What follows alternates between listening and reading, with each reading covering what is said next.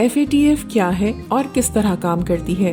Financial action task force کے قیام کا فیصلہ 30 سال قبل G7 ملکوں نے 1989 میں فرانس میں منعقد ہونے والے اجلاس میں کیا تھا۔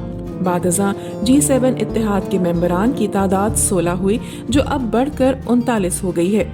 FATF کے اراکین کی تعداد 39 ہے جس میں 37 ممالک اور 2 علاقائی تعاون کی تنظیمیں شامل ہیں۔ اس کے علاوہ FATF سے 8 علاقائی تنظیمیں بھی منسلک ہیں۔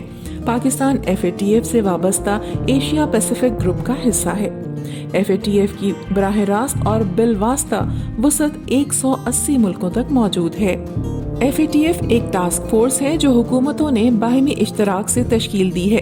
ٹاسک فورس کے قیام کا مقصد منی لانڈرنگ کے خلاف مشترکہ اقدامات تھا۔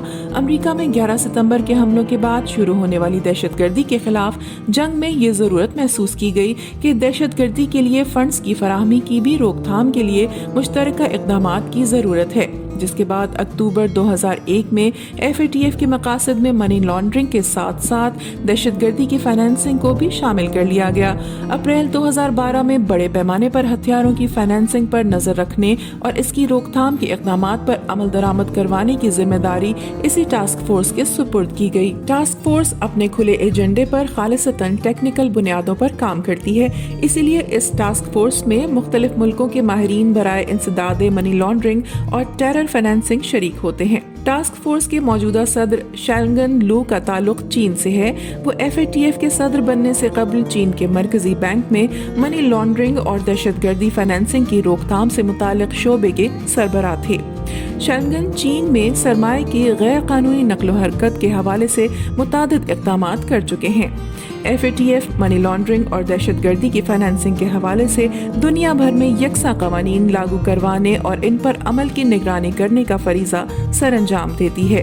اس کی کوشش ہے کہ اس کے ہر رکن ملک میں مالیاتی قوانین کی یکساں تعریف پر عمل درآمد کیا جائے اور ان پر یکساں طور پر عمل بھی کیا جائے تاکہ دنیا میں لوٹ کسوٹ سے حاصل ہونے والی دولت کی نقل و حرکت کو مشکل ترین بنا دیا جائے اور لوگوں کے لیے اس قسم کی دولت رکھنا ناممکن بن جائے۔ FATF نے اپنے قیام کے پہلے 2 برسوں میں تیزی سے کام کیا اور 1990 تک تجاویز کا پہلا مسودہ تیار کیا۔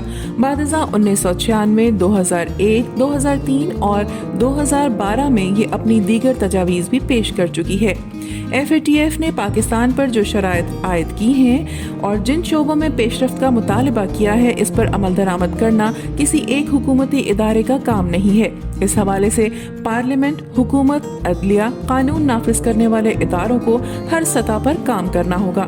پاکستان کو جلد از جلد قانون سازی کے علاوہ FATF کی شرائط کو پورا کرنے کے لیے عمل درآمد کے طریقہ کار کو بھی وضع کرنا ہوگا۔ FATF کی شرائط کو پاکستان مخالف تصور نہیں کرنا چاہیے۔ اگر پاکستان میں سرمایہ کی غیر قانونی نقل و حرکت رکے گی تو اس کا فائدہ قانونی طریقے سے کمانے والے عام عوام کو ہوگا۔ حکومت کی جانب سے معیشت کو دستاویزی بنانے میں مدد ملے گی۔ قانونی لین دین میں اضافے سے ٹیکسوں کی وصولی بھی بہتر ہوگی۔ سب سے بڑھ کر دہشت گردوں کی مالی معاونت اور سہولت کاری پر کاری ضرب لگنے سے ملک میں امن و امان کی صورتحال میں بھی بہتری آئے گی۔